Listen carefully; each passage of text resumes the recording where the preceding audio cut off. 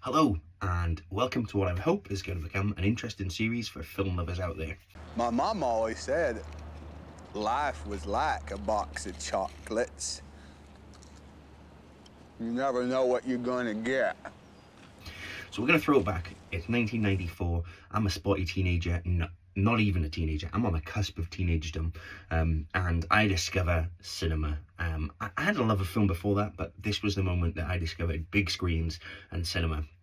So what I'm going to do is look back at these films 30 years on, do a retrospective film review, and see how we feel about them right now. It's funny what a young man recollects. You're the same as everybody else. You are So no it's different. July 1994. Forrest Gump hits the cinemas. It's the July 4th weekend. It comes out and it's a massive success off the bat. We didn't get it here in the UK until October. But still, this was a film that was just an absolute juggernaut. And the dramedy is truly one of those I think that people will reflect on as a classic. Robert Zemeckis directs it. He's coming into this on the back of Death Becomes Her, and of course the Back to the Future trilogy. And you've got Tom Hanks, Sally Field, Gary Sinise, and of course Robin Wright. So Forrest Gump. It's a love letter to the American dream, let's not lie about it. It focuses on America 50s, from the 50s to the 80s, and we follow these 30 years of Forrest's life as he goes on what can only be described as adventures, all throughout. His love for Jenny is the thing that keeps him going. This idea that he wants to be in love and loved by the one woman in his life that he's truly adored outside of his mum. You twins?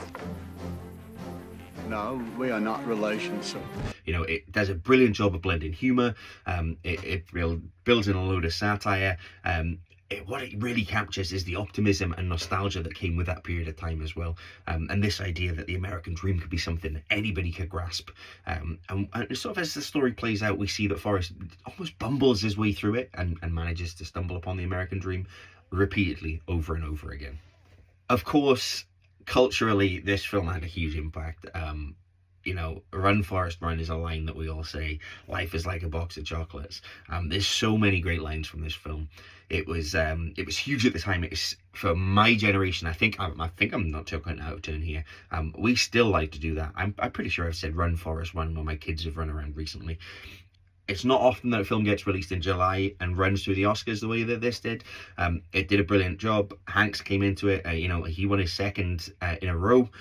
He'd been nominated and won for Philadelphia the year before. He bounces straight back in there and picks up the Oscar for Best Actor here with Forrest Gump. It won Best Film, Best VFX. You know, it was renowned. This is the thing I think we think about with Forrest Gump is we don't remember just how interesting the VFX were for the time. It has those amazing cutscenes where we've effectively seen Forrest inserted into memorable moments, you know, integrations of colleges. I think he meets 3 presidents throughout his time. But it's the way that they use the VFX to really bring him into those images and to put him in there, and it doesn't feel out of place. It was the highest grossing film of the year in the US. Unfortunately, on a global audience, it lost out to the Disney juggernaut The Lion King, which is currently getting 30-year anniversary re-releases all over the place, and yet Forrest Gump isn't. I truly believe Forrest Gump is a much better film than The Lion King. Come at me, Disney fans, but I think that's the case. So it was an interesting film when it came to its development as well. Based on the Winston Groom novel, it went through a few different iterations. The book was developed. First of all, Warner Brothers were looking at it. They had the rights to it. Then Columbia Picture before eventually it arrived at Paramount. John Travolta, Bill Murray, Chevy Chase, they were all names that were thrown around. Matthew Broderick was a name that's thrown around. But when it came to Tom Hanks and it came across his desk, Hanks said in an interview many years later, it came across, he picked it up and he read it. He read the script for an hour and 30 minutes, read it straight through and was like, I need to do this film. This is the film for me.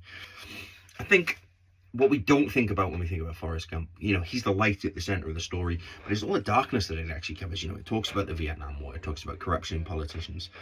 We need more of that these days. It mentions drug use. You know, we're seeing the advent of AIDS. As the story develops, he really travels through these really, really dark periods. But the thing that keeps him going is his, I suppose, innocence, the lightness at the center of his character. And that's what drives the story on. And that's what continues to drive the story on. And it's that childlike sense of hope that he brings to it that I challenge anybody watching the film to not feel when you've finished watching this film. Run, Forrest! Hey, stupid! Run! Now, you wouldn't believe it if I told you, but I could run like the wind blows.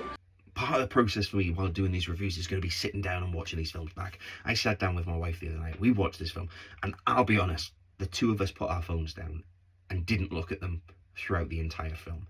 There's not many films that we can say we watch these days that have had that much of an impact and that much of an effect on us. And yet, here we are, like Forrest Gump, a 30-year-old film, drew us in, and we both sat there and laughed out loud. We didn't quite shed tears, but you know, it really hits you in the feels. Something that a lot of cinema these days totally misses and fails to do. All the while, it's talking to us about PTSD. It's talking to us about these sore subjects. It's talking to us, you know, central to Jenny's story and why she won't let Forrest love her is the trauma that she suffered. It covers so many dark topics, and it does it in such an enlightening way, but almost a positive way as well, and it's just so good. Now, symbolism within the film, there's just so many. You know, we start with a feather, we get the box of chocolates, you get the running shoes. I mean, there's numerous ones. Even when he's running across America, you know, there's the bumper sticker, shit happens. There's the smiley face. There's all of these cultural touchstones that it manages to just drag and encapsulate in, and it's just a wonderful story. You know, we know Tom Hanks is a treasure. Surely everybody knows Tom Hanks is a treasure, right? I'm not just talking from my perspective here. But he comes through in this film, and he absolutely blows everybody out of the water. His portrayal of Forrest is so good. That accent, you know, is brilliant. Surely, you know, I think if we lived now and Forrest Gump was made now, it would be clear that Forrest was diagnosed with ASD, autism spectrum disorder. But at that time, it wasn't something we discussed. He was quirky. He was just who he was. And you know, Hanks manages to deliver just this heartwarming performance and bring that innocence to light. And in contrast to that, you've got Jenny, who goes through this huge sort of story arc. I've talked about it. We talk about the trauma that she suffered. We talk about this journey that she goes on. She runs away before she has to come back to it. And it's brilliant. It's just really brilliant to see that the two main cast members go. That's fantastic. Gary Sinise's performance is again outstanding. You know, he really deals with the trauma that came back from Vietnam, and with PTSD, and dealing with the fact that he's come back a changed person.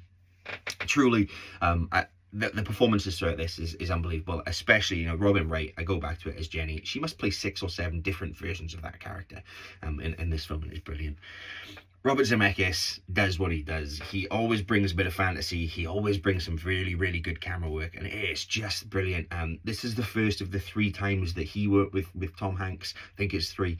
Certainly Polar Express was something that he did with him. You know, what we're seeing here, and Castaway, of course, is a partnership with these two. But Zemeckis brings fantasy to life, and he makes it real, if you can, with fantasy, and I love that. You know, the way he uses the newsreels, the technology that he manages to just drop in there and not make us think about it even being present is fantastic. Now, when we move on to the soundtrack, I think this was a precursor for the way that Gunn went about doing Guardians of the Galaxy, because it must have been amazing for Alan Silvestri to be able to sit there and they go, okay, so what we're going to do is we're going to start in the 50s, we're going to make our way to the 80s. He must have had so much fun being able to sit down and put that soundtrack together. And then we've got his own music in there as well. Silvestri's got a very distinctive style, and you know it from Back to the Future. You can see it here in Forrest Gump. It starts right with that piano at the start, the feathers floating in.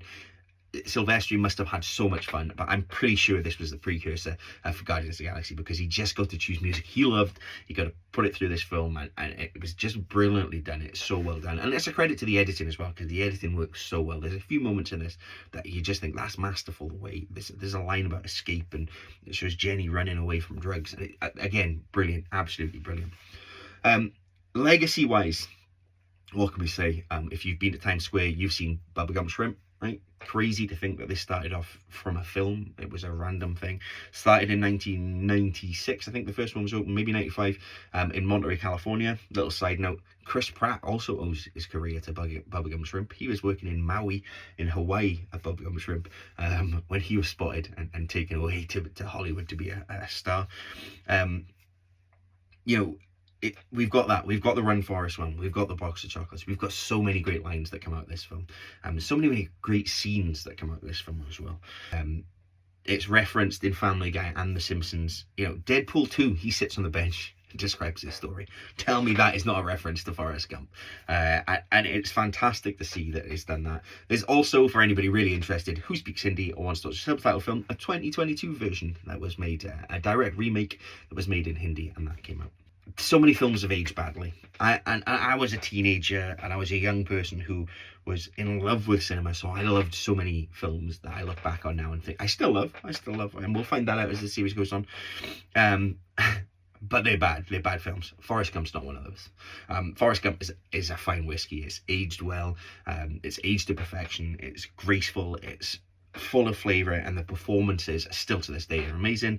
Direction's great. The story can hold accountable to anything produced in Hollywood, and if anything, we need Forrest Gump in this world, the world that we live in right now, more than anything, because it's the innocence, it's the hope that it brings that makes you believe. And honestly, I challenge anybody out there to sit down now and watch Forrest Gump without a smile on your face, because this truly, I don't know, maybe I'm starting the series in the wrong place, is great. It's a fantastic film. I really enjoyed it. Highly rated. It's 2.5 hours. It's a whirlwind. If I've got one criticism, sort of Act 2 into Act 3 slows down a little bit. But I mean, I'm hunting for criticisms at this point. It's brilliant. I smiled throughout. It pulled at my heartstrings. It made me laugh out loud. If you're in the UK, you can watch Forrest Gump right now on Netflix. It's on Now TV. If you're in the US, I'm not sure where you can get it. You can obviously rent digital copies everywhere. But I can tell you one thing right now is I'm off to buy Forrest Gump on Blu-ray, because I've got some on my collection behind me there, and Forrest Gump needs to be added into that.